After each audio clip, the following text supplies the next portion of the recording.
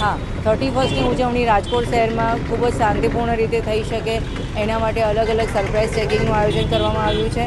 કોઈપણ નશાકારક પદાર્થોનું સેવન કરી અને અસામાજિક તત્વો કોઈ આતંક ના ફેલાવે, કોઈ છરી ચપ્પા કે એવું યુઝ ના કરે, કોઈ સ્ટન્ટ ના કરે અને એના માટે સોશિયલ મીડિયા મોનિટરિંગ પણ ચાલી રહ્યું છે.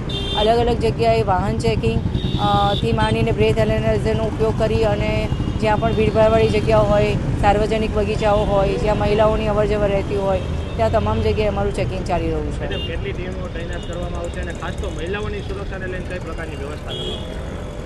અમારી જે ટીમો છે એમાં ક્રાઇમ બ્રાન્ચની અલગ અલગ ટીમ છે, સ્પેશિયલ ઓપરેશન ગ્રુપની ટીમ છે, અમારું ડ્રોન મોનિટરિંગ સેલ પણ ચાલે છે અને સોશિયલ મોનિટરિંગ સેલ પણ ચાલે છે, સાયબર સેલ પણ અમારું એક્ટિવ છે. એ સિવાય તમામ પોલીસ સ્ટેશન્સની અંદર સી ટીમ જે છે એ આ મહિલાઓની સુરક્ષા માટે કામ કરી રહી છે અને એન્ટી રોમિયો સ્ક્વોડ પણ કાર્યરત છે અને તમામ અધિકારી અને જવાનો જે છે આના માટે એલર્ટ છે.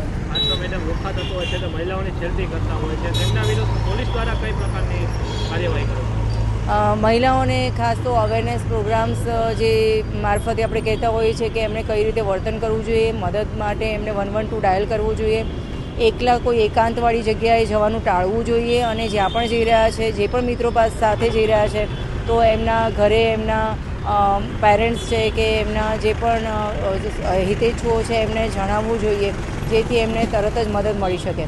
હવે આવા લુખ્ખા તત્વો એમને જ્યાં પણ લાગે છે તો કેવી રીતે અમારી મદદ લઈ શકે છે એની પણ અમે એમને માહિતી આપતા હોઈએ છીએ.